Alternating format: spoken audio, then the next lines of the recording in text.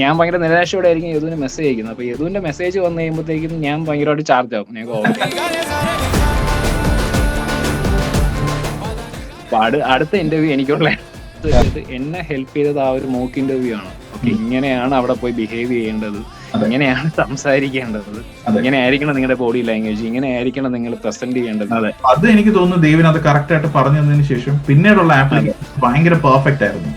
അതെ, പിന്നെ എനിക്ക് ഇങ്ങനെ എന്താണ് ചടപറ ഇന്റർവ്യൂസ് വന്നോണ്ടിരിക്കുന്നത്. നിങ്ങളുടെ ഓർഗനൈസേഷനെ മീറ്റ് ചെയ്തതും ഒരു ലക്കിയാണ് ഞാൻ.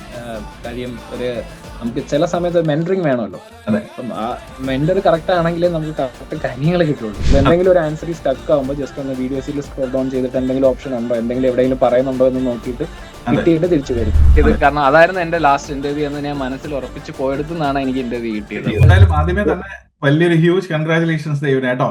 എന്തായാലും അഡ്മിനായിട്ട് എനിക്കൊന്ന് നമ്മുടെ സസെക്സിലല്ലേ, സസെക്സ് ഹോസ്പിറ്റലല്ലേ ദേവിന് ഇപ്പൊ കിട്ടിയിരിക്കുന്നത്? എനിക്ക് കിട്ടിയത് യൂണിവേഴ്സിറ്റി ഹോസ്പിറ്റൽ സസെക്സ് ആണ് ട്രസ്റ്റ് വന്നിട്ട്. യൂണിവേഴ്സിറ്റി ഹോസ്പിറ്റൽ സസെക്സിലേക്ക്. അപ്പം എന്തായാലും ഹ്യൂജ് കൺഗ്രാചുലേഷൻസ്. എനിക്ക് ഇപ്പോഴും ആ ഒരു നമ്മുടെ ഒരു ഹാർഡ്ഷിപ്പ്, ഒരു പാത്ത് വേയും കാര്യങ്ങളൊക്കെ നല്ല ഓർമ്മയുണ്ട്. എത്രത്തോളം എക്സൈറ്റഡ് ആണ് എന്തായാലും ഫൈനൽ ഇത്രയും സ്ട്രഗിൾ കാര്യങ്ങളെല്ലാം കഴിഞ്ഞ് NHS അഡ്മിനിസ്ട്രേറ്റർ കിട്ടിയപ്പോ? സത്യം പറഞ്ഞാൽ ഭയങ്കര ഒരു റിലീഫ് ആയിരുന്നു കിട്ടിയപ്പോ. കാരണം ഞാൻ നിർത്തിയെടുത്തെന്നാണ് എനിക്ക് ഈ ജോബ് കിട്ടിയത്. എല്ലാം വൈൻഡ് അപ്പ് ചെയ്ത്, കാരണം അതായിരുന്നു എന്റെ ലാസ്റ്റ് ഇന്റർവ്യൂ എന്ന് ഞാൻ മനസ്സിൽ ഉറപ്പിച്ച് പോയെടുത്തുനിന്നാണ് എനിക്ക് ഇന്റർവ്യൂ കിട്ടിയത്. അപ്പം അത് എനിക്ക് ഭയങ്കര എന്താണ് ആ എക്സൈറ്റ്മെന്റിൽ ഞാൻ പുറത്തോട്ട് ഇറങ്ങി. എന്നാ ഞാന് വേറൊരു ഇന്റർവ്യൂന്, അതായത് ആ ഇന്റർവ്യൂ കഴിഞ്ഞ് 2 days കഴിഞ്ഞ് ഞാൻ അടുത്ത റേഞ്ചിൽ ഒരു ഇന്റർവ്യൂവിന് പോയിരുന്നു. അപ്പൊ എനിക്ക് അസിസ്റ്റന്റ് മാനേജർ ആയിട്ട് അവിടെ എനിക്ക് ജോബ് കിട്ടി. അവിടുന്ന് ഞാൻ ഇറങ്ങി വരുമ്പോഴാണ് എനിക്ക് NHS കോൾ വരുന്നത്. NHS കോൾ വരുന്നത് എനിക്ക് ഭയങ്കര ഹാപ്പിയായി. കാരണം 1-2 സ്ഥലത്തുനിന്ന് ജോബ് ഓഫേഴ്സ് വന്നെങ്കിലും എനിക്ക് ആ ഫീൽഡിലോട്ട് പോകാൻ താല്പര്യമില്ലാത്തതുകൊണ്ട് ഞാൻ എന്ത് ചെയ്യുന്ന വെച്ചാൽ ജോയിനിങ് ഡേറ്റ് നീട്ടി കൊടുത്തിരിക്കുകയായിരുന്നു. എന്തോ ഒരു ഹോപ്പ് ഉണ്ടായിരുന്നു എനിക്ക് NHS കിട്ടും എന്നൊരു. അങ്ങനെ ഇത് കിട്ടിയത് ആ എക്സൈറ്റ്മെന്റിൽ ഞാൻ സത്യം പറഞ്ഞ റോഡിൽ കൂടെ ഓടുക. എനിക്ക്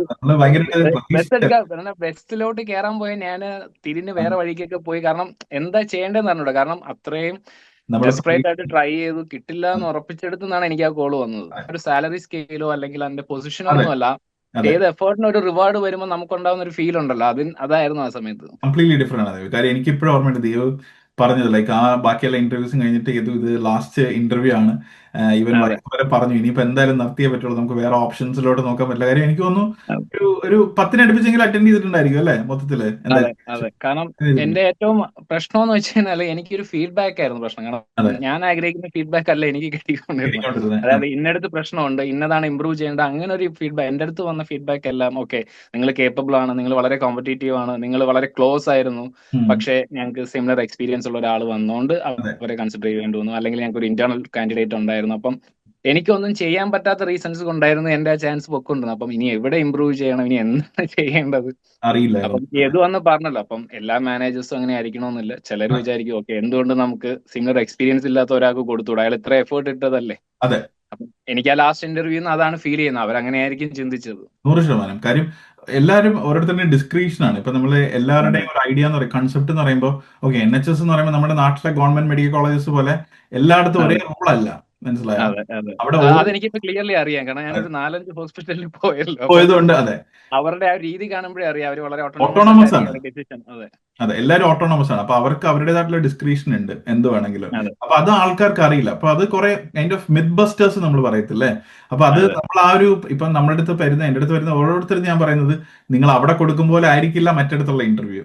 അവര് ചോദിച്ചാൽ ഓക്കെ ഇവിടെ 5 ക്വസ്റ്റിനെ ചോദിച്ചോളൂ, ഓക്കെ ഇനി അപ്പുറത്ത് പോയാലും 5 ക്വസ്റ്റിനേ ഉള്ളൂ. അങ്ങനെ ആയിരിക്കില്ല, കംപ്ലീറ്റ്ലി മൊത്തത്തിൽ ഡിഫറെന്റ് ആയിരിക്കും എന്തായാലും. ഇപ്പൊ ഈ ഒരു ജോബ് ഓപ്പർച്യൂണിറ്റി പറ്റിയിട്ട് ലൈക്ക് എല്ലാ ട്രാക്ക് ജോബും കാര്യങ്ങളൊക്കെ ആയിരിക്കും, പക്ഷെ അറിയാനായിട്ട് ഒരുപാട് പേർക്ക് കാര്യം ദൈവനറിയാം. ഡിപ്പെൻഡ് വിസയിലുള്ളവരുണ്ട്, ഗ്രാജുവേറ്റ് വിസയിലുള്ളവരുണ്ട്, അല്ലെ, ഇപ്പം സ്റ്റുഡന്റ് വിസ ചെയ്യുന്ന കുട്ടികളുണ്ട്. എല്ലാവരും ഇതേപോലെ അഡ്മിൻ ജോബ്സിൽ കൂടുതൽ പേരും പ്രിഫർ ചെയ്യുന്നുണ്ട്. എന്ന് വെച്ചാൽ ക്ലിനിക്കൽ സൈഡിലോട്ട് പോകാതെ നോൺ ക്ലിനിക്കലോട്ട് നോക്കുന്ന ആൾക്കാരുണ്ട്. ഇപ്പൊ ദേവിനെ സംബന്ധിച്ചിടത്തോളം ഇത്രത്തോളം ആഗ്രഹം ഉണ്ടായിരുന്നു NHSലേക്ക് കയറണം എന്നുള്ളത്.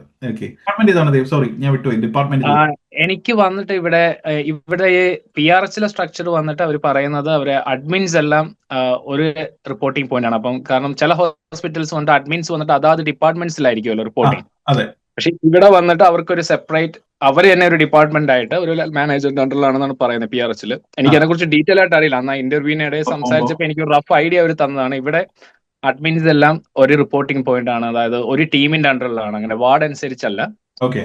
പിന്നെ എനിക്ക് അവർ എന്നോട് പറഞ്ഞത്, എനിക്ക് ഇപ്പം അസൈൻ ചെയ്യുമ്പം അതൊരു വാർഡ് മാത്രം, ഒരു വാർഡിലോട്ട് അസൈൻ ചെയ്യുന്നതാണോ അതോ ഫ്ലോട്ടിംഗ് അഡ്മിനിസ്ട്രേറ്റർ എന്ന് പറഞ്ഞൊരു റോൾ ഉണ്ട്, അത് ഇഷ്ടമുണ്ടോ എന്ന് ചോദിച്ചു. അപ്പൊ ഞാൻ അതിനെക്കുറിച്ച് കൂടുതൽ അന്വേഷിച്ചപ്പോഴത്തേക്കും ഓൾമോസ്റ്റ് എനിക്ക് യു എയിൽ ഞാൻ ഇതേപോലെ ഒരു ഇന്റർ സൈറ്റ് വർക്ക് ചെയ്തിരുന്ന ആളാണ്. ഒരു കമ്പനിയുടെ തന്നെ പല സൈറ്റിൽ പോയി വർക്ക് ചെയ്യുന്ന ആളായിരുന്നു. അപ്പൊ ഇവിടെ ലണ്ടനിൽ വന്നതിന് ശേഷം കോപ്പറേറ്റീവിൽ വർക്ക് ചെയ്യുമ്പോഴും ഒരുപാട് സ്റ്റോറുകളിൽ അവരുടെ റിക്വയർമെന്റ് അനുസരിച്ച് ഞാൻ മാറി മാറി പോയി വർക്ക് ചെയ്ത് ചെയ്യും. അപ്പം എനിക്ക് ആ ഫോർമാറ്റ് ആയിരുന്നു കുറച്ചുകൂടി ഇഷ്ടപ്പെട്ടത്. അപ്പൊ എനിക്ക് തോന്നി എന്റെ പേഴ്സണൽ ഗ്രോത്തിന് അതായിരിക്കും കുറച്ചുകൂടി നല്ലതെന്ന് എനിക്ക് തോന്നിയോണ്ട് ഞാൻ അത് ചൂസ് ചെയ്യുമായിരുന്നു. കാര്യം ഓരോ ഏരിയയിൽ നമുക്ക് എക്സ്പോഷർ കിട്ടുമല്ലോ, അത് വലിയ കാര്യമാണ്. അതെ, കാരണം എനിക്ക് തോന്നുന്നു നമ്മൾ ഓരോ സ്ഥലത്തും ഇപ്പം ഞാനിപ്പോ ഓരോരുത്തരുടെ ഹോളിഡേയും സിക്നസും ഒക്കെ കവർ ചെയ്യാനായിരിക്കുമല്ലോ കൂടുതൽ എനിക്ക് അസൈൻ ചെയ്യുന്നത്. അപ്പം ഓരോ ഡിപ്പാർട്ട്മെന്റിൽ ചെല്ലുമ്പോഴും അവരുടെ സ്റ്റൈലും അവരുടെ വേ ഓഫ് ഡൂയിങ് ഒക്കെ പഠിക്കാമല്ലോ. അതെ, അത് സാധാരണ നമുക്ക് ഒരു റോൾ നമ്മൾ ഫിക്സ്ഡ് ആയി കഴിഞ്ഞാൽ നമുക്ക് ആ ഒരു ഓപ്ഷൻ കിട്ടത്തുമില്ല എന്തായാലും, മനസ്സിലായി. അതെ, എനിക്ക് തോന്നുന്നു അത് ഫ്യൂച്ചറിൽ അത് കുറച്ച് ബെനിഫിറ്റ് ചെയ്യുന്ന അങ്ങനെ ഒരു റോൾ ആയിരിക്കും തോന്നിയോണ്ട് ഞാൻ അതിലോട്ട് തന്നെ സ്റ്റിക്ക് ഓൺ ചെയ്യുമായിരുന്നു. ബാക്കിയുള്ളിടം പോലെയല്ല, കാര്യം ഇവിടെ ഫ്ലെക്സിബിലിറ്റി എന്ന് പറയുമ്പോൾ സെയിം അഡ്മിൻ വർക്ക്സ് എന്തായാലും ഡിപ്പാർട്ട്മെന്റ് വൈസ് ഓരോ കാര്യങ്ങൾ ചേഞ്ച് വരുമ്പോൾ ഇപ്പൊ ദൈവം തന്നെ ഇൻ ഫ്യൂച്ചറിൽ ഏതെങ്കിലും നല്ലൊരു ജോബ് ഓപ്പർച്യൂണിറ്റി അല്ലെങ്കിൽ കരിയർ പ്രോഗ്രഷൻ വരുമ്പോൾ ഓട്ടോമാറ്റിക്കലി എല്ലാ മൾട്ടി ഏരിയാസിനകത്തും ഇൻവോൾവ് ചെയ്തിട്ടുണ്ട്.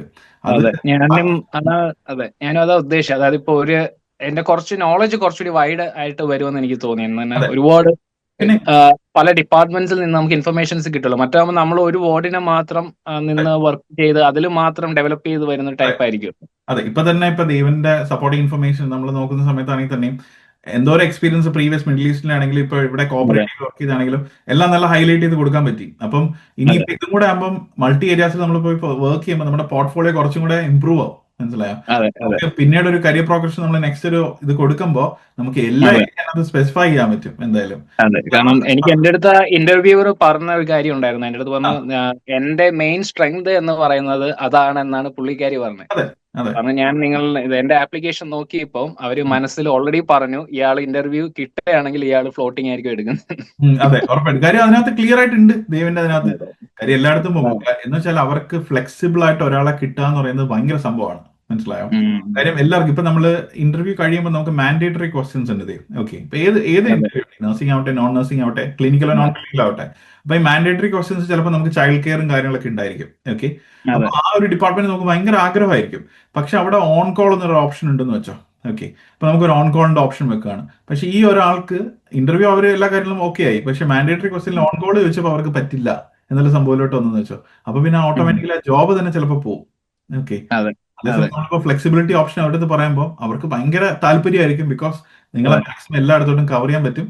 ആൻഡ് കാൻഡിഡേറ്റ് അത് അത്രത്തോളം പാഷനേറ്റ് ആണെന്നുണ്ടെങ്കിൽ അവർ പിന്നെ മോർ ദാൻ ഹാപ്പി ആയിരിക്കും നിങ്ങളെ സ്വീകരിക്കാൻ വേണ്ടിയിട്ട് എന്തായാലും. കേട്ടോ, അത് എന്തായാലും നല്ലൊരു ഓപ്ഷൻ. എങ്ങനെയാണ് ഈ ഒരു ജോബ് ഓപ്പർച്യൂണിറ്റിയിലോട്ട് ദൈവ് വന്ന് തുടങ്ങിയത്? ഞാൻ ആക്ച്വലി ചെയ്തുകൊണ്ടിരുന്ന ജോബ് കോപ്പറേറ്റീവിലായിരുന്നു. കോപ്പറേറ്റീവ് ഗ്രൂപ്പിൽ കോപ്പ് ഫുഡിൽ ഡെപ്യൂട്ടി മാനേജറായിട്ട് വർക്ക് ചെയ്യുന്നു. അപ്പം ഹാപ്പി ആയിരുന്നു, നല്ല ജോബാണ്, ഭയങ്കര ബിസി ആയിട്ടുള്ള ജോബാണ്. എന്ന് പറഞ്ഞാൽ വളരെ ഫാസ്റ്റ് പേസ്ഡ് ആയിട്ടുള്ള ഒരു എൻവയോൺമെന്റ് ആണ് അവിടെ. അപ്പം വളരെ എൻജോയ് ചെയ്തിരുന്ന ഒരു ജോബ് ആയിരുന്നെങ്കിൽ എനിക്ക് ഫിസിക്കലി ഒരു ഇഷ്യൂ വന്നു തുടങ്ങി. അതായത് എന്റെ ലെഫ്റ്റ് ലെഗിന് വെരിക്കോസ് വെയിൻ വന്നിട്ട് എനിക്ക് ലോങ് സ്റ്റാൻഡിങ് പറ്റാതെ. അപ്പം ഞാനൊരു ഓഫീസ് മാനേജർ ടൈപ്പ് അല്ലായിരുന്നു അവിടെ വർക്ക് ചെയ്യുമ്പോൾ. കാരണം ആ റീറ്റെയിലിൽ നമ്മൾ എങ്ങനെയാണോ നമ്മൾ സ്വയം അഡാപ്റ്റ് ചെയ്യേണ്ടത് അത് അങ്ങനെ നമ്മളൊരു ഫുൾ ടൈം അവൈലബിൾ ആയിട്ടുള്ള ഒരാളായിരിക്കണം ഷോപ്പ് ഫ്ലോറിൽ. ഒരിക്കലും ഓഫീസിൽ ഇരുന്ന് കൺട്രോൾ ചെയ്യാൻ പറ്റിയ ഒരു ജോബ് അല്ല, ഒരു മാനേജർ ജോബ് അല്ല റീറ്റെയിൽ എന്നാണ് എന്റെ വിശ്വാസത്തിൽ. അതല്ല എന്ന അഭിപ്രായമുള്ളവരുണ്ടാവും.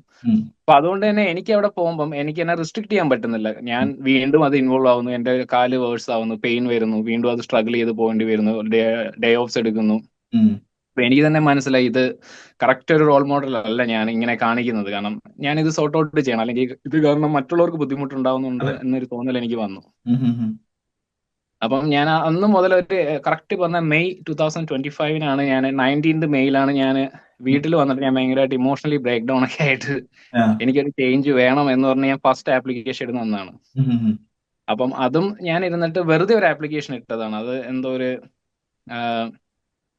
HCA റോളോ അങ്ങനെ എന്തോ ഒരു റോളിലേക്ക് ഞാൻ വെറുതെ ഒരു ആപ്ലിക്കേഷൻ. അപ്പം എനിക്ക് സത്യം പറഞ്ഞാൽ നോളജ് ഇല്ല. എന്നാൽ NHS ഇങ്ങനെ അഡ്മിൻസിന് ഇത്രയും റോളുകളുണ്ട്, ഇത്രയും ഓപ്ഷൻസ് ഉണ്ട് എന്നൊരു കാര്യം എനിക്കറിയില്ല. ഞാൻ വിചാരിക്കുന്നു ഓക്കെ എല്ലാവരും HC ആയിട്ട് കയറും, അല്ലെങ്കിൽ സീനിയർ HC ആയിട്ട് കയറും, അല്ലെങ്കിൽ നഴ്സിംഗ് പഠിച്ചൊരു നേഴ്സായിട്ട് വരും, ഡോക്ടേഴ്സ് വരും. അപ്പം ആ ഒരു ലെവലിൽ മാത്രമേ ഞാൻ തിങ്ക് ചെയ്തിരുന്നുള്ളൂ. അപ്പം പിന്നെ ഒരു തെറ്റായ ഒരു മിത്ത് ഉണ്ടല്ലോ നമ്മുടെ ആൾക്കാർ തന്നെ പറഞ്ഞു വരുത്തുന്നത്. അതായത് ഇപ്പം ഇവിടെ ചില ജോബുകൾക്ക് അത് ഇവിടെ ഉള്ളവരെ പ്രിഫർ ചെയ്യൂ, അതെ ഇന്ത്യൻസിനെ പ്രിഫർ ചെയ്യില്ല, ചെയ്യില്ല. ലാംഗ്വേജ് പൊളിറ്റിക്സ് ഇംഗ്ലീഷ് ഉണ്ട് ആയിട്ടുള്ളവരെ ഭയങ്കരമായിട്ട്. പ്രിഫർ ചെയ്യൂ. ആ അങ്ങനെയൊക്കെ ഒരു ഒരു ഒരു ഒരു എന്താണ് ഒരു ഗോസിപ്സ് എന്നൊക്കെ പറയാം. പലരും അങ്ങനെ ഒരു അഭിപ്രായം ഉള്ളവരുണ്ട്. പക്ഷെ അതെ അപ്പൊ അതുകൊണ്ട് തന്നെ ഇപ്പൊ എന്നെ പോലുള്ളവർ പലരും അതിലോട്ട് കോൺസെൻട്രേറ്റ് ചെയ്യത്തില്ല, ഫോക്കസ് ചെയ്യത്തില്ല. ഓക്കെ, നമുക്ക് കിട്ടുന്ന ഓപ്ഷൻ നോക്കാം എന്നൊരു രീതിയിലോട്ട് പോകും. എനിക്ക് എന്നെ തന്നെ പ്രയോറിറ്റി കൊടുക്കേണ്ട ഒരു ടൈമായിരുന്നു അത്. അതെ അപ്പം അങ്ങനെ ഒരു ഓർഗനൈസേഷനിൽ പോയാൽ മാത്രമേ ഉം, എനിക്ക് ആ സപ്പോർട്ട് കിട്ടുള്ളൂ എന്ന് എനിക്ക് ഉറപ്പായിരുന്നു. അതെ കാരണം അല്ലെങ്കിൽ വീണ്ടും ഇത് തന്നെ കണ്ടിന്യൂ. അപ്പം അതെ അതിന് എന്റെ മുമ്പിലുള്ള ഒരു ബെസ്റ്റ് ഓപ്ഷൻ NHS തന്നെയായിരുന്നു. അതെ അങ്ങനെ ഞാൻ ഡീറ്റെയിൽ ആയിട്ട് ഇരുന്ന് ട്രാക്കിൽ ഇരുന്നിട്ട് ഉം, ഓരോ ഓപ്ഷൻസ് എടുത്തിട്ട് എന്താണ് അപ്പോഴാണ് ഞാൻ ഈ ഫിൽട്ടർ ചെയ്ത് ഓരോ വേക്കൻസികൾ, അതായത് ഇപ്പം ഫസ്റ്റ് കിടക്കുന്ന നഴ്സിംഗ് ആൻഡ് മിഡ് വൈഫറി, അത് ഓപ്പൺ ചെയ്തിട്ട് അതിന്റെ അകത്ത് അഡ്മിനിസ്ട്രേറ്റീവ് സർവീസ് എന്ന് പറഞ്ഞൊരു ഫിൽട്ടറിങ് ഓപ്ഷൻ ഉണ്ട്. ആ അതെ ഓപ്ഷൻ ക്ലിക്ക് ചെയ്യുമ്പോഴേ ഈ വേക്കൻസീസ് ബാക്കിയുള്ള എല്ലാം വരും. വേക്കൻസീസ് ഇതൊക്കെ ഞാൻ അറിയാൻ പറ്റും. ആദ്യമായിട്ടാണ്. കാരണം ഉം, വൈഫിന്റെ ആപ്ലിക്കേഷൻ ചെയ്ത് കൊടുക്കുന്ന സമയത്ത് ഞാനിങ്ങനെ, കാരണം പുള്ളിക്കാരി നേഴ്സാണ്, അപ്പം കുറച്ചുകൂടി ഈസി ആണല്ലോ നമുക്ക് അതെ ഫൈൻഡ് ഔട്ട് ചെയ്യാനായിട്ട്. അതെ പക്ഷെ ഇങ്ങനെയുള്ള ഓപ്ഷൻസ് ഞാൻ ഒരുപാട് ഇരുന്ന് മെനക്കെട്ട് ഇങ്ങനെ കുത്തിയിരുന്ന് വായിച്ചു. ഓക്കെ, ഉം, ഓക്കെ ഇങ്ങനെ വായിച്ചു വന്നപ്പോഴാണ് ഓക്കെ, ഞാൻ ഇത് തന്നെയാണല്ലോ ഞാൻ അബുദാബിയിൽ എനിക്കുണ്ട്. ചെയ്തിരുന്നത്, ആ എന്തുകൊണ്ട് എനിക്കിത് ചെയ്തുകൂടെ? ഇത് ഇത്രയല്ലേ ഉള്ളൂ. അല്ല, ഉം, ഇതിൽ എവിടെയാ ഒരു ഹോസ്പിറ്റൽ എക്സ്പീരിയൻസ് ചോദിക്കുന്നില്ല, അവരവിടെ എഴുതിയിരിക്കുന്നുണ്ട് മോർ ദാൻ വെൽക്കം അതെ എക്സ്പീരിയൻസ് ഇല്ലാത്തവരെ. അതെ ഞാൻ ചോദിച്ചു പിന്നെ എന്തിനാണ് ആൾക്കാർ ഇങ്ങനെ പറയുന്നതെന്ന് പറഞ്ഞു. പറയുന്നത്. ആ അന്ന് മുതല്, കാരണം മറ്റുള്ളവരെ ഇപ്പൊ നമ്മൾ ഫ്രണ്ട്സിനോടൊക്കെ സംസാരിക്കുമ്പോൾ അവർ പറയുമല്ലോ അത് കിട്ടത്തില്ല, അതെ അത് ഇവിടെ ഉള്ള ലോക്കൽസിനുള്ള അതെ ജോബാണ്, അല്ലെങ്കിൽ അത് ഫസ്റ്റ് ലാംഗ്വേജ് ഇംഗ്ലീഷ് ആയിട്ടുള്ളവർക്ക് ജോബാണ്, ഇവിടെ ജനിച്ചു ആ വളർന്നവർക്ക് ആ ജോബിന് ട്രൈ ചെയ്യാൻ പറ്റും. അപ്പൊ ഈവൻ അങ്ങനെയൊക്കെ അറിയാമെന്നുള്ളവരുണ്ടെങ്കിൽ പോലും പറയില്ല. ആ, അതെ അപ്പം അതുകൊണ്ട് ഒരു ഗൈഡൻസ് എനിക്ക് ഭയങ്കരമായിട്ട് മിസ് ചെയ്യുന്നുണ്ടായിരുന്നു. അപ്പം ആദ്യത്തെ ഞാൻ ആപ്ലിക്കേഷൻസ് ഇട്ട് തുടങ്ങിയപ്പോഴത്തേക്കും ഞാൻ ആ സമയത്താണ് ഇങ്ങനെ മിസ്സിസ് പറഞ്ഞത്. മിസ്സിസിനെ നഴ്സിംഗിന്റെ ഉം, എന്താണ് രജിസ്ട്രേഷന്റെ സമയത്തും മറ്റു കാര്യങ്ങൾക്കൊക്കെ ഹെൽപ്പ് ചെയ്തത്, അതായത് ഇന്റർവ്യൂവിനൊക്കെ ഹെൽപ്പ് ചെയ്തത് ഉം. യദുവിന്റെ ഓർഗനൈസേഷൻ ആണ്. ആ ഓക്കെ അതെനിക്കറിയാം പറഞ്ഞിട്ടുണ്ടായിരുന്നു. മല്ലു നഴ്സിംഗ് കപ്പിൾ വഴിയാണ് ഞങ്ങളും ഞങ്ങളുടെ പ്രോസസ്സും വൈഫിന്റെ പ്രോസസ്സും കംപ്ലീറ്റ് ചെയ്തത്. ആ ഓക്കെ ഫൈൻ. വൈഫിന്റെ ഇന്റർവ്യൂവിനൊക്കെ പ്രിപ്പയർ ചെയ്ത് അങ്ങനെയായിരുന്നു. അപ്പം അത് വൈഫാണ് എൻ്റെ അടുത്ത്, പറഞ്ഞിട്ടുണ്ടായിരുന്നോ? എനിക്കൊന്ന് മെൻഷൻ ചെയ്തിട്ടില്ലായിരുന്നു തോന്നുന്നു. ഇല്ലാന്ന് തോന്നുന്നു. ഇല്ലായിരുന്നു അപ്പം എനിക്ക് മിസ്സിസാണ് എൻ്റെ അടുത്ത് ആദ്യമായിട്ട് എനിക്ക് പറഞ്ഞത് മനസ്സിലാവണേ. ആ മിസ്സിസാണ് എൻ്റെ അടുത്ത് പറഞ്ഞത് ഓക്കെ MNCയിൽ കോൺടാക്ട് ചെയ്യും. ആ അപ്പൊ ഞാൻ പറഞ്ഞു ഓക്കെ, അവര് നഴ്സിംഗ് മാത്രമല്ലേ ചെയ്യുള്ളൂ, സെയിം ഇത് തന്നെയാണ്, അതെ മനസ്സിലായില്ലേ? ആ ഒരു തിങ്കിങ് ആണ്, ആ ഒരു കൺസെപ്റ്റിൽ ജീവിക്കുകയാണ്. അല്ല, അവര് നഴ്സിംഗ് മാത്രമല്ലേ ചെയ്യുള്ളൂ, അവര് അതെ എന്താണ് എന്റെ സൈഡിലോട്ട് നോൺ പോകും. നഴ്സിംഗ് ആയിട്ടുള്ള അല്ലെങ്കിൽ നോൺ ക്ലിനിക്കൽ ആയിട്ടുള്ള സംഭവങ്ങളൊന്നും ചെയ്യില്ലല്ലോ, അങ്ങനത്തെ ഉള്ള അതെ കാര്യം ക്ലിനിക്കൽ നഴ്സിംഗ് ബന്ധ കാര്യങ്ങൾ, അതെ മെഡിക്കലായിട്ട് ബന്ധപ്പെട്ട ഡയറക്റ്റ് ആയിട്ടുള്ള കാര്യങ്ങളല്ലേ അവർ ചെയ്യൂ. അതെ എനിക്ക് വയ്യ വെറുതെ കോൺടാക്ട് ചെയ്ത് നാണം കെടാൻ എന്നൊക്കെ ഞാൻ പറഞ്ഞു. അങ്ങനെ പുള്ളിക്കാരിയാണ് കോൺടാക്ട് ചെയ്യുന്നത്. ആ ഓക്കെ ഓക്കെ ശരി. പുള്ളിക്കാരിയുടെ നമ്പറിന്ന് നമ്മുടെ നിങ്ങളുടെ ഒരു കൊളീഗിനെ കോൺടാക്ട് ചെയ്യുന്നു.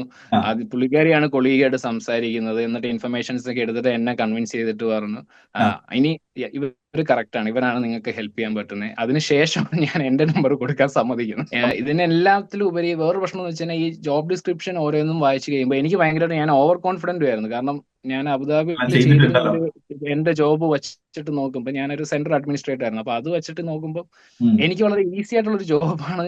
അപ്പം ഉം. ഞാൻ പോയി അങ്ങ് അറ്റൻഡ് ചെയ്താൽ മതി, എനിക്ക് കിട്ടും. അതെ അപ്പം നിങ്ങളുടെ മെറ്റീരിയൽസ് കിട്ടുമ്പോഴും ആ അതിന്റെ കാര്യങ്ങൾ കൂടെ പോകുമ്പോഴും കുറച്ചുകൂടി ഞാൻ ഓവർ കോൺഫിഡന്റ് ആവുകയാണ് ചെയ്തത്. പക്ഷെ ഞാൻ വേറൊരു രീതിയിൽ ചിന്തിക്കുന്നില്ല, എനിക്ക് ഇതൊരു ഹോസ്പിറ്റൽ എക്സ്പീരിയൻസ് ഇല്ല, അപ്പൊ എനിക്ക് അവരത് കൺവിൻസ് ചെയ്യാൻ പറ്റണം. അതെ കാര്യങ്ങൾ അറിഞ്ഞാൽ മാത്രം പോരാ, അതെ കാര്യങ്ങൾ എങ്ങനെ ഞാൻ ട്രാൻസ്ഫറബിൾ ആക്കുന്നത്, അതായത് എന്റെ അവിടെയുള്ള സ്കിൽസ് എങ്ങനെ അതെ ഞാൻ ഇങ്ങോട്ട് ട്രാൻസ്ഫർ ചെയ്യാൻ പറ്റണം, അതൊക്കെ പ്രൂവ് ചെയ്യണം. അവിടേക്കാണ് ഞാൻ ഫോക്കസ് ചെയ്യേണ്ടത്. അതിങ്ങനെ ഓരോ ഇന്റർവ്യൂ കഴിയുമ്പോഴാണ് എനിക്ക് മനസ്സിലായി വന്നത്. അതെ പിന്നെ ഇടയ്ക്ക് ഏതോ എന്നോട് സംസാരിക്കുന്നുണ്ടായിരുന്നല്ലോ ഇങ്ങനെ. ഉം, അപ്പം എനിക്ക് ഇഷ്ടപ്പെട്ടതെന്ന് വെച്ചാൽ എന്നെ ഒരു സ്ഥലത്ത് നിങ്ങൾ കുറ്റപ്പെടുത്തിയിട്ടില്ല. ഉം. അല്ല വളരെ പോസിറ്റീവായിട്ടാണ് എന്നോട് കാര്യങ്ങൾ പറഞ്ഞുകൊണ്ടിരുന്നത്. അതെ അതായത് ഞാൻ അതിലോട്ട് വരാം. ദൈവം കംപ്ലീറ്റ് ചെയ്യുന്നാലും എന്നിട്ട് അപ്പം അത് എനിക്ക് വളരെ ഒരു ഇഷ്ടപ്പെട്ട ഒരു സംഭവമായിരുന്നു. കാരണം ഓരോ ആ കാര്യങ്ങൾ പറയുമ്പോഴും ഞാൻ ഭയങ്കര നിരാശയോടെ ആയിരിക്കും യദുവിന് മെസ്സേജ് അയക്കുന്നത്. അപ്പൊ യദുവിന്റെ മെസ്സേജ് വന്നു കഴിയുമ്പോഴത്തേക്കും ഞാൻ ഭയങ്കരമായിട്ട് ചാർജ് ആവും. ഞാൻ ഓക്കെ, അപ്പൊ അടുത്ത ഇന്റർവ്യൂ എനിക്കുള്ള. അതിപ്പോ ഓൾറെഡി അപ്പൊ ആയിക്കൊണ്ടിരിക്കുന്ന സാധനമാണ്, ചാർജ് ആയി എന്നുള്ള സാധനം കേട്ടോ. എന്നിട്ട് അപ്പം വീണ്ടും ഓരോ ഇന്റർവ്യൂസ് അങ്ങനെ അറ്റൻഡ് ചെയ്യും. ഓരോ ആപ്ലിക്കേഷൻസ് ഇടുമ്പോഴും സപ്പോർട്ടിങ് ഇൻഫർമേഷൻ ഇത് എന്നോട് ഇടയ്ക്ക് പറഞ്ഞിട്ടുണ്ടായിരുന്നു, സപ്പോർട്ടിങ് ഇൻഫർമേഷൻ വളരെ ശ്രദ്ധിക്കണം. കാരണം നിന്റെ പ്രൊഫൈല് സ്ട്രോങ് ആണ്, അതെ നീ നല്ലൊരു കാൻഡിഡേറ്റ് ആണ്. അപ്പം നിനക്ക് ഇപ്പം ഷോർട്ട് ലിസ്റ്റ് ചെയ്യണമെങ്കിൽ മെയിനായിട്ട് വേണ്ടത് സപ്പോർട്ടിങ് ഇൻഫർമേഷൻ ഒന്ന് അതെ ഫോക്കസ് ചെയ്തിട്ട് അത് അതെ വളരെ കൺവിൻസിങ് ആകുമ്പം ഇന്റർവ്യൂ പാർട്ട് ക്ലിയർ ആയി, പിന്നെ ബാക്കി ഇന്റർവ്യൂ. അപ്പം അങ്ങനെ അത് രണ്ട് സപ്പോർട്ടിങ് ആപ്ലിക്കേഷൻസ് ഇടുമ്പോൾ മെയിൻലി സപ്പോർട്ടിങ് ഇൻഫർമേഷൻസ് വളരെ അതെ ഫിൽട്ടർ ഔട്ട് ചെയ്ത് വളരെ ആവശ്യമുള്ള ഇൻഫർമേഷൻസ് മാത്രം വെച്ച് വളരെ ക്ലിയർ ആയിട്ട് ഇൻഫർമേഷൻസ് വെച്ച് അതെ എങ്ങനെയാണ് ഞാൻ എന്റെ കാര്യങ്ങൾ ഇവരിലേക്ക് ട്രാൻസ്ഫർ ചെയ്യാൻ പറ്റും എന്നുള്ള അതെ ഫസ്റ്റ് കൺവിൻസ് ചെയ്യാനുള്ള ഒരു ഓപ്ഷൻ അതായിരുന്നു. അതെ പിന്നെ അതിനുശേഷം നമ്മളത് ഒരുപാട് ഇന്റർവ്യൂസിന് റിവ്യൂ ചെയ്തു ദൈവം അല്ലേ. കാര്യം അതെ ഞാനിപ്പോ എനിക്ക് ദൈവന്റെ ആ എക്സ്പീരിയൻസസ് അല്ലെങ്കിൽ കാര്യങ്ങളെല്ലാം എനിക്ക് ഓർമ്മയുള്ളതിന്റെ മെയിൻ റീസൺ ബിക്കോസ് എനിക്ക് പേഴ്സണലി നിങ്ങളുടെ സപ്പോർട്ടിംഗ് ഇൻഫർമേഷൻ അല്ല, ഹോൾ ആപ്ലിക്കേഷൻ റിവ്യൂ ചെയ്യാം.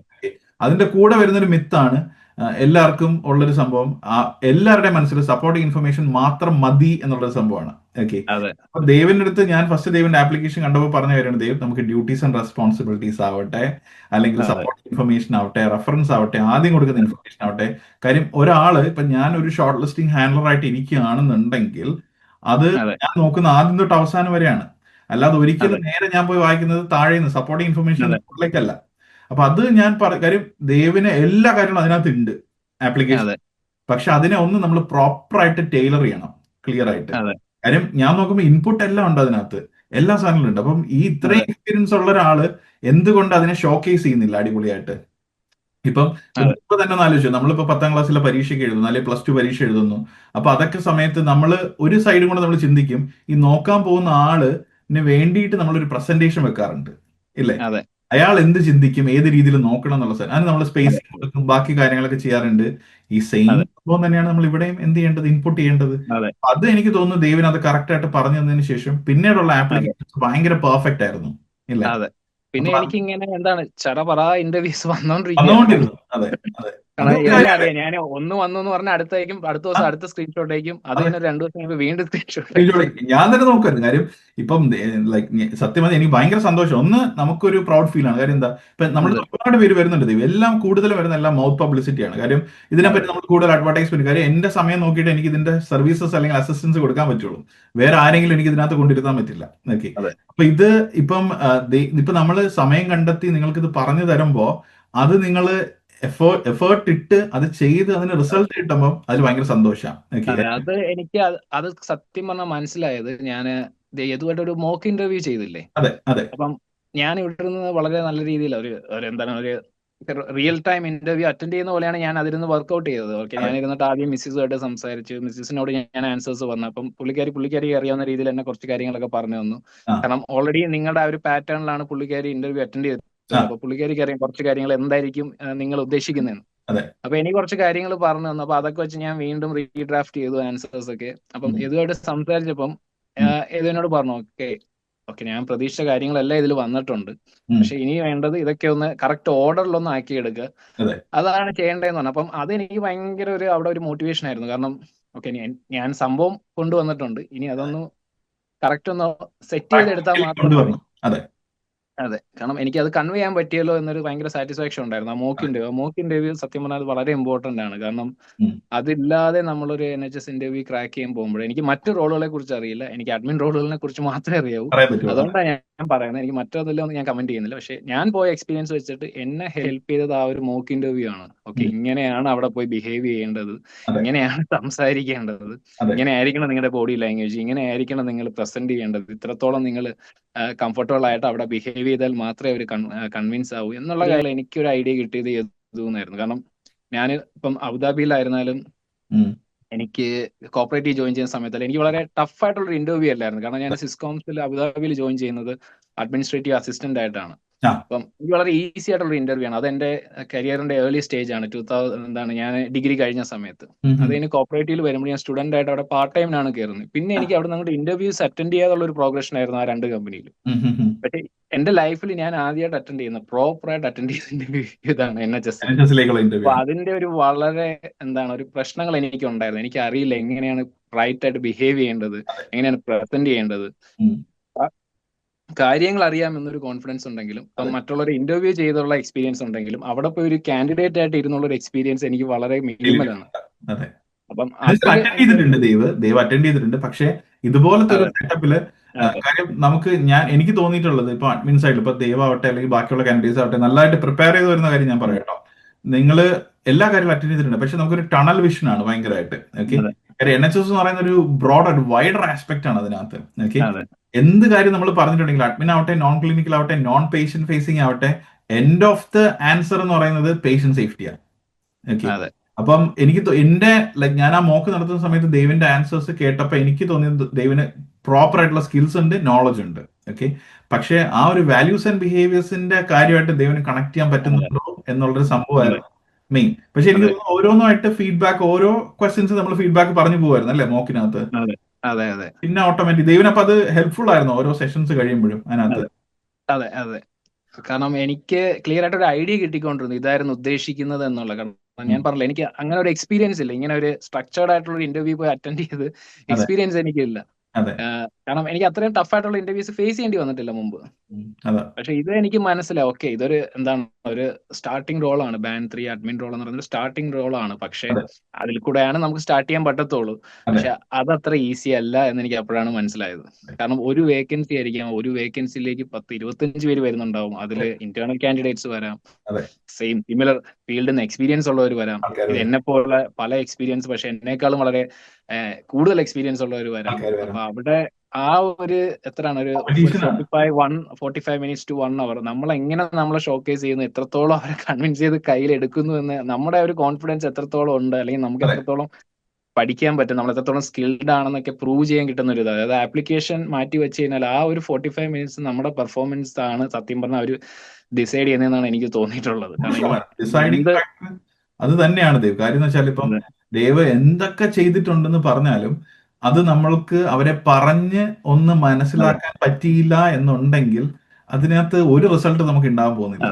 അപ്പം പിന്നെ വേറൊരു ഇമ്പോർട്ടന്റ് കാര്യം എനിക്ക് പറയണ്ട. ഇപ്പൊ ഞാൻ അതിന് മുമ്പ് അറ്റൻഡ് ചെയ്ത് ഞാൻ ടോട്ടൽ ഒരു 51 ആപ്ലിക്കേഷൻ ഉണ്ട് കേട്ടോ. ആ അതില് എനിക്ക് തോന്നുന്നു 8ാമത്തെയോ 9ാമത്തെ ഇന്റർവ്യൂ ആയിരുന്നു ഇത്. അതാണ് എനിക്ക് കിട്ടിയത്. കിട്ടിയത് അപ്പം അതുവരെയുള്ള ഇന്റർവ്യൂസിലെല്ലാം എക്സാക്ട്ലി ഏതു തന്ന ആ ഫോർമാറ്റ് അനുസരിച്ചാണ് എനിക്ക് ക്വസ്റ്റ്യൻസ് വന്നത്. അതെ ലാസ്റ്റ് ഇന്റർവ്യൂവിന് തൊട്ട് മുമ്പ് വരെ, അതായത് ഏതു എനിക്ക് തരുന്ന അതേ ആ സിമിലർ ക്വസ്റ്റ്യൻസ് വരുന്നു. എനിക്ക് ഞാൻ ഇങ്ങനെ ഈസി ആയിട്ടാണ് എന്ന് പറഞ്ഞാൽ എനിക്കിങ്ങനെ നമ്മൾ ഒമിറ്റ് ചെയ്യാന്ന് പറയത്തില്ല, അത്രയും അതെ ചെയ്താൽ മതി. അതുപോലെ ആ ചെയ്താൽ മതി. രീതിയിലാണ് പറയുന്നത്.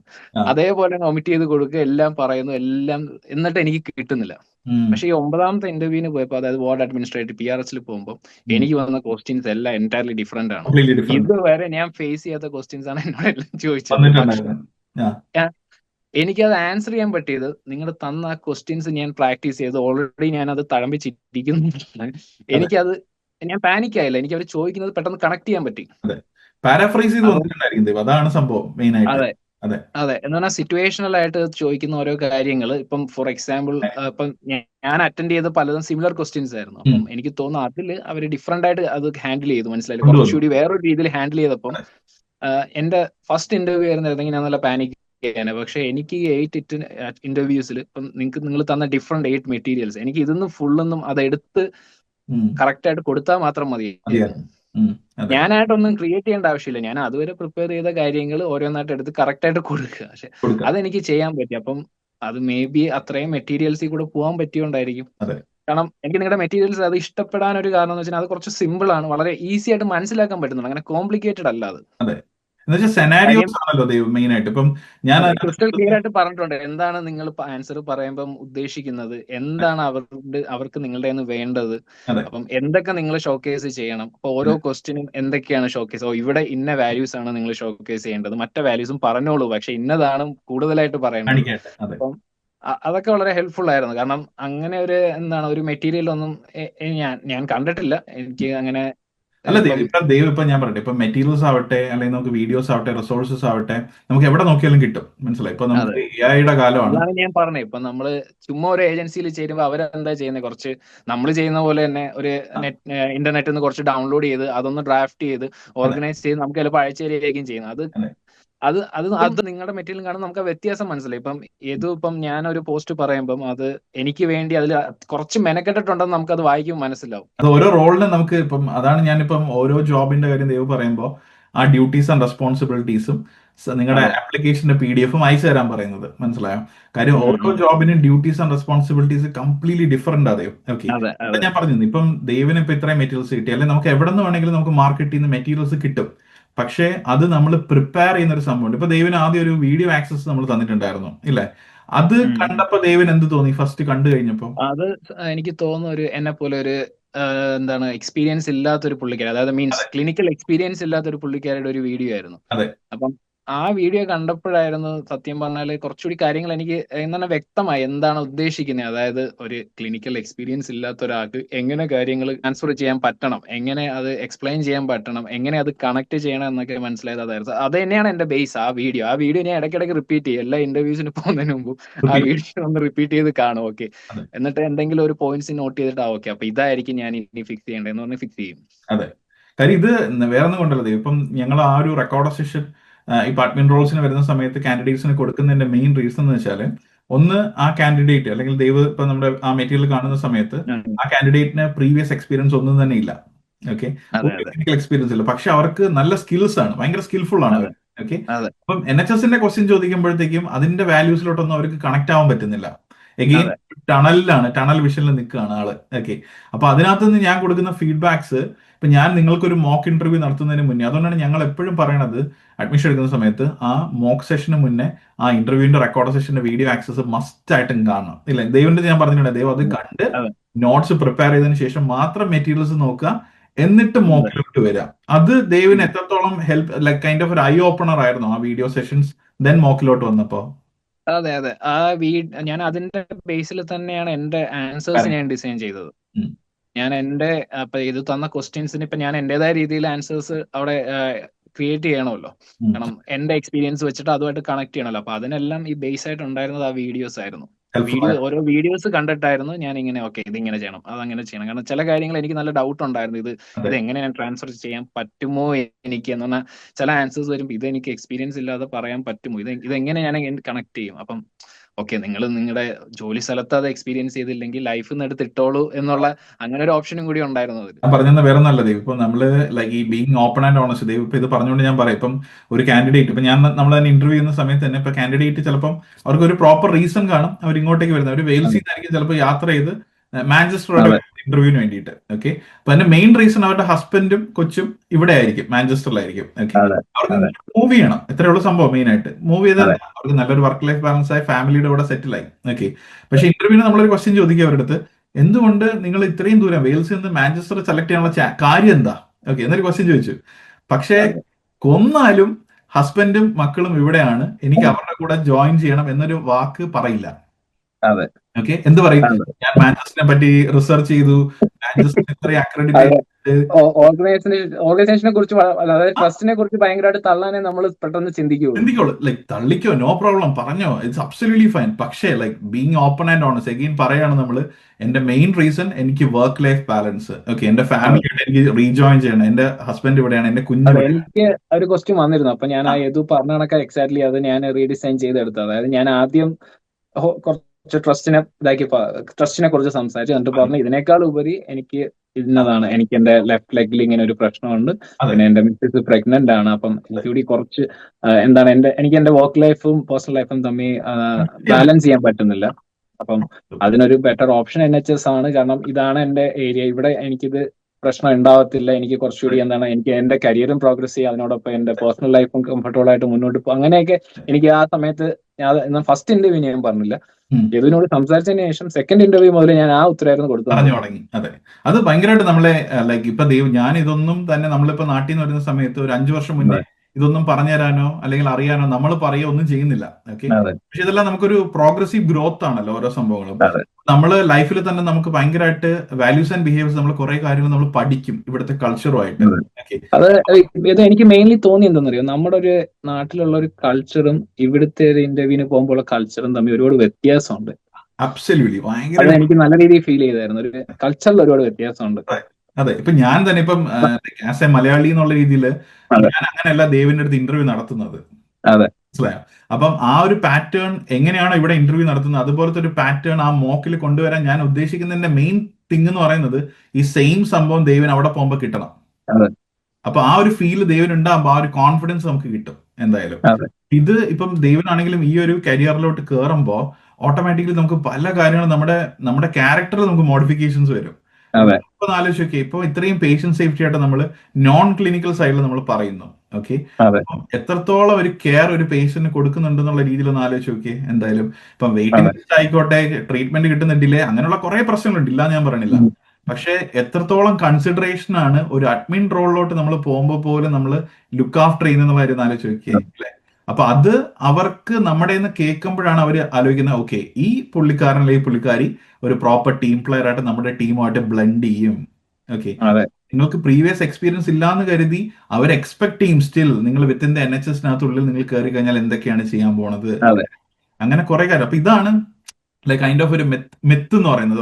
ഒരുപാട് പേര് പറയുന്ന സംഭവങ്ങൾ പോലെ നമുക്ക് കിട്ടില്ല, നിങ്ങൾക്ക് പ്രീവിയസ് NHS എക്സ്പീരിയൻസ് ഇല്ല. അത് എനിക്ക് തോന്നുന്ന ഒരു കാര്യം ഉണ്ടല്ലോ, ഇവർ ഈ പറയുന്ന വാല്യൂസ് ഒക്കെ ഇപ്പം ചിലപ്പം ഇവിടെ ജനിച്ചു വളർന്ന അല്ലെങ്കിൽ ഇവിടെ കുറച്ച് അധികം നാൾ സ്പെൻഡ് ചെയ്ത ഒരാൾക്ക് ഈ വാല്യൂസ് ഓട്ടോമാറ്റിക്കലി ആ ബിഹേവിയറിൽ വരും. പക്ഷെ പുതുതായിട്ട് വരുന്ന ഒരാൾക്ക് നമ്മൾ ഇതിനൊന്നും വലിയ, ഇപ്പൊ ഫോർ എക്സാമ്പിൾ നമ്മള് നാട്ടിലൊരാളെ ഇരട്ടപ്പേര് വിളിക്കുന്നുണ്ട്, കളിയാക്കുന്നുണ്ട്, നമ്മളത് ഇവിടെ വന്ന് നമുക്ക് വർക്ക് പ്ലേസിൽ ചെയ്തതിന് അത് ബുള്ളിങ് ആയി. പല പേരുകൾ വരും അതിന്, പല പ്രശ്നങ്ങളിലോട്ട് പോകും. അത് വെർബൽ ഹരാസ്മെന്റ് ആയി, ഡിസിപ്ലിനറി ആക്ഷൻ ആയി. പക്ഷെ നാട്ടില് നമ്മൾ ഇത്ര ഇമ്പോർട്ടൻസ് അതിന് കൊടുക്കില്ല, ഒരു തമാശയായിട്ട് അങ്ങ് വിടും. പക്ഷെ ഇവിടെ അത് തമാശയല്ലല്ലോ. അപ്പം അങ്ങനെ ഞാനതൊരു എക്സാമ്പിൾ പറഞ്ഞാണ്. അങ്ങനെയുള്ള ഒരുപാട് കാര്യങ്ങൾ അറിഞ്ഞൂടാത്തോണ്ടായിരിക്കും നമുക്ക് കറക്റ്റ് ആയിട്ട് ചില സമയത്ത് ക്രാക്ക് ചെയ്യാൻ പറ്റാത്തത് പലർക്കും. എനിക്ക് കോപ്പറേറ്റീവ് ആയിരുന്നു, അപ്പൊ കുറച്ച് കാര്യങ്ങൾ അറിയാം. പക്ഷെ ഞാൻ ഒരിക്കലും അവിടെ പോയിട്ട് ഒരു പ്രോപ്പർ ഇന്റർവ്യൂ കാൻഡിഡേറ്റ് ആയിട്ട് ഞാൻ ഇരുന്നിട്ടില്ല. അപ്പൊ ഓൾമോസ്റ്റ് സിമിലർ ക്വസ്റ്റ്യൻസ് ആണ് ചോദിക്കുന്നത്. അപ്പൊ ഞാൻ മാനേജേഴ്സിന്റെ കൂടെ ഇന്റർവ്യൂവിന് പോയിരിക്കാറുണ്ട്. കാൻഡിഡേറ്റ്സ് വരുമ്പോൾ ഇങ്ങനെ ഓരോന്ന് കേൾക്കുമ്പോൾ നോട്ട് ഡൗൺ ചെയ്യും, മാനേജറിന് കൊടുക്കും. പക്ഷെ എന്നിട്ട് അവരത് വായിച്ചിട്ട് ഡിസിഷൻ എടുക്കും. അപ്പം സത്യം പറഞ്ഞാൽ ഈ നോട്ട് ഡൗൺ ചെയ്യുമ്പോൾ ഞാൻ നോട്ട് ഡൗൺ ചെയ്ത് കൊടുക്കുന്നതെന്ന് മാനേജർ പുൾ ഔട്ട് ചെയ്യുന്ന ഈ കാര്യങ്ങളാണ്. ഓക്കെ, നമ്മുടെ ഈ കമ്പനിയെ കുറിച്ച് അവൻ റിസർച്ച് ചെയ്തിട്ടുണ്ടോ, ഇതൊക്കെയായിരുന്നു. അതെ, എനിക്ക് ഈ ഇന്റർവ്യൂ ഞാൻ അറ്റൻഡ് ചെയ്യാൻ തുടങ്ങിയപ്പോഴാണ് എനിക്ക് എക്സാക്ട്ലി അതിനെ കുറിച്ച് മനസ്സിലായത്. ഞാൻ ചില സമയത്ത് പുള്ളി എന്തിനാണ് അയാളെ റിക്രൂട്ട് ചെയ്തത്, അയാൾ അധികം നന്നായിട്ട് പെർഫോം ചെയ്തില്ല, സംഭവം എഴുതി കൊടുത്ത ഞാനാണെങ്കിലും ഇത് ഞാൻ ചിന്തിക്കുന്നുണ്ടാവില്ല. എനിക്കിപ്പോ ഇവിടെ പോയി ഇരുന്നിട്ട് ഞാൻ ആ ഹോട്ട് സീറ്റ് ഇരുന്നപ്പോ എനിക്ക് മനസ്സിലായി, ഓക്കെ, ഇത് ഇങ്ങനെയാണ് ചിന്തിക്കുന്നത്.